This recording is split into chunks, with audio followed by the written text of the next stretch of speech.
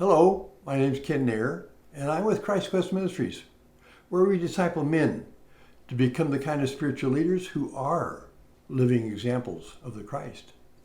I've titled this message, Mr. Wonderful Becomes Mr. Disappointment, with a subtitle of, When do Christian wives get to be verbally truthful about the unsatisfactory condition of their marriage? This is going to be a very candid, short version of a much needed topic. This truth is about the value God places on women, in particular wives, and his specific purpose for his creation of wives. The reason this is necessary is because historically, men who will admit they don't understand women have been the ones who have determined for themselves what the role or place is for women in marriages. Men have reclassified the purposes of women, God's creation. They've demoted wives to be mostly sources of male gratification within the title of homemaker. And wives have been taught, by word or example, to submit to those definitions men have determined. What a loss! What's the loss? God's design for wives is that we men receive his great blessings through our wives. But through our ignorance about his design for women, that blessing is unfulfilled. Where did I get that? Well, how about for one, that God assures men in Proverbs 18:22, King James Version, Whosoever findeth a wife findeth a good thing and obtaineth favor of the Lord. If you want to know the details of what the favor is that God promises, go to our website and get the book, Discovering the Mind of a Woman. Okay, let me start here. I'd be a rich man if I had $1 for every one of the thousands of wives I've heard make the following types of comments. I don't know what happened to my guy, but walking down the aisle, something changed. It's as though the man was taken out of romantic and all it was left was rhotic. Here's another common comment I've heard mentioned, either before or while she was walking in the aisle. She says, I knew I was making a big mistake, but I didn't stop it because I thought it was too late. They still go right on ahead, even though deep within themselves, they knew it wasn't a good decision. Add this to those scenarios. There are women who are completely sold on their guy. They believe he's the right guy, that he's the love of their life. Then, due to problems showing up before or after the marriage, it doesn't take long because wives are looking for solutions while he doesn't even suspect that solutions are needed, that women start challenging themselves, blaming themselves for those problems that start showing up in the relationship. They challenge themselves with comments like these. I should have done or said that differently. My timing was probably wrong. How do I know I'm not the problem? Am I blaming him for what his parents, his upbringing did to him? He only did or said that because he had such a terribly pressure-filled day at work. I'm not perfect either.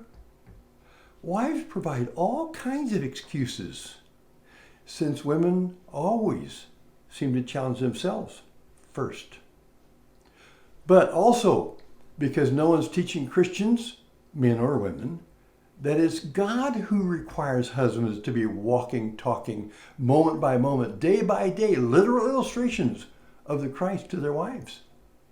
Then, as if they weren't already experiencing enough pressure, as time goes on, wives start worrying that others are going to discover that their marriage is having problems.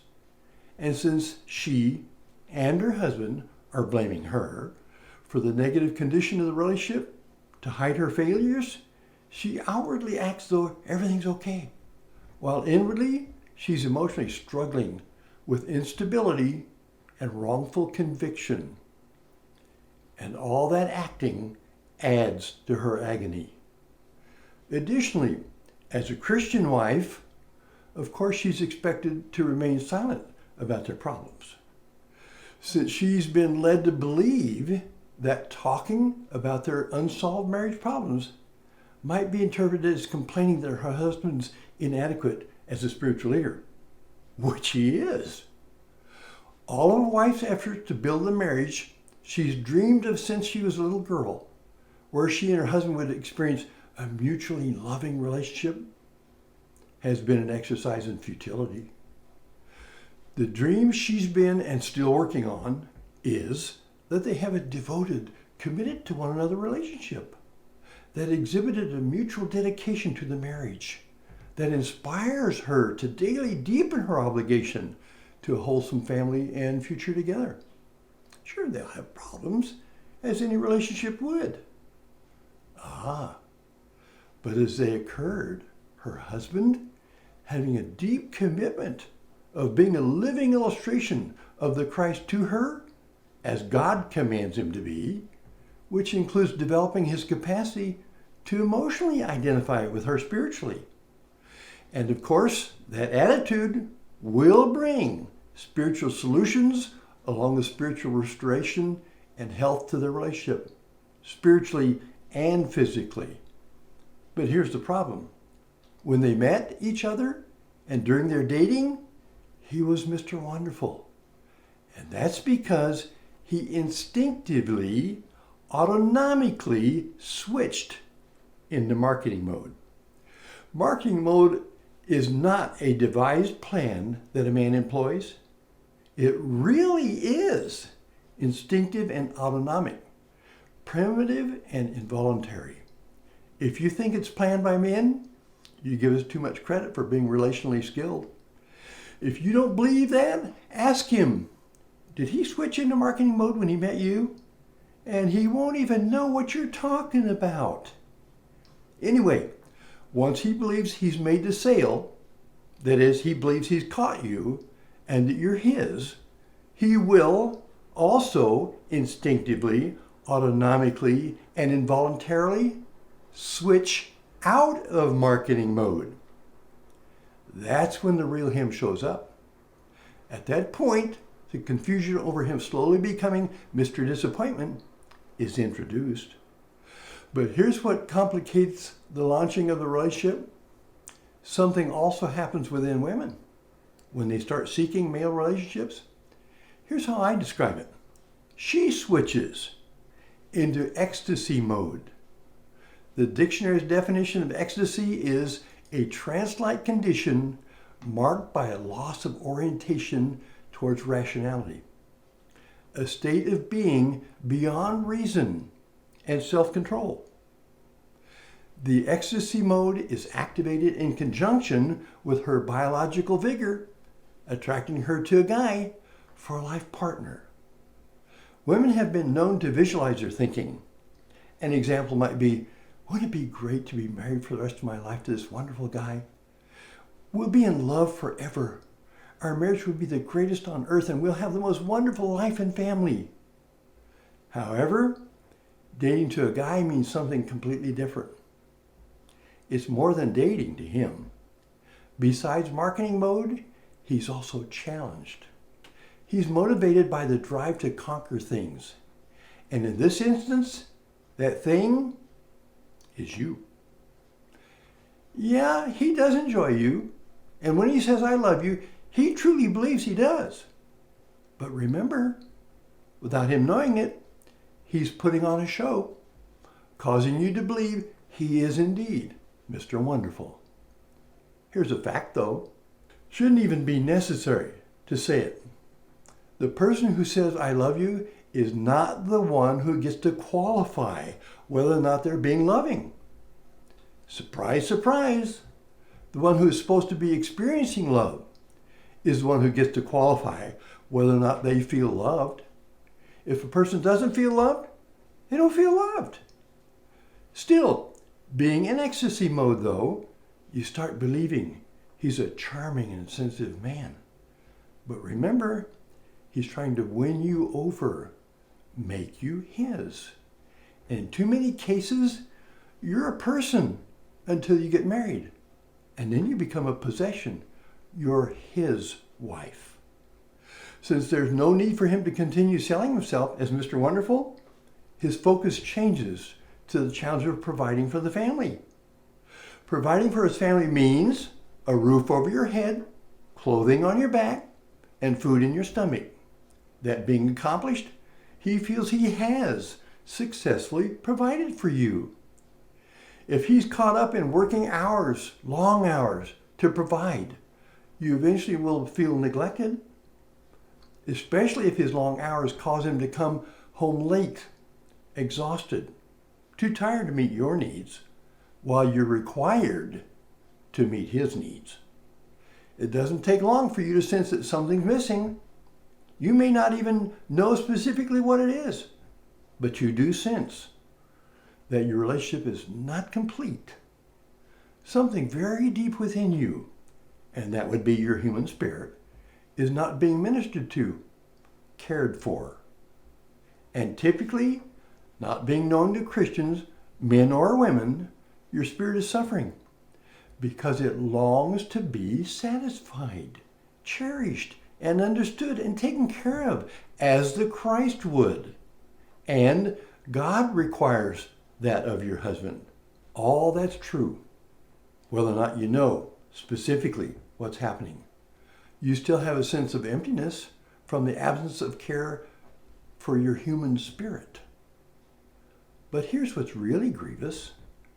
Christian men, not being trained to understand the mind or spirit of a woman as the Christ would, does. They're not being discipled to understand their own human spirit, nor what it means, or how to accomplish dying to self as a part of the process of being able to become like Christ, nor what it means or how to accomplish dying to self as a part of the process of being able to become like the Christ, while emulating him. Neither are they being discipled for understanding the value God places on those human emotions he created, that emanated from within a man and a woman's human spirit. A natural response of your spirit not receiving Christ-like care is you try letting him know how he's making you feel uncared for. This makes him irritated because he believes he is taking care of you. Yes, he's taking care of you physically, while completely incapable of caring for your human spirit.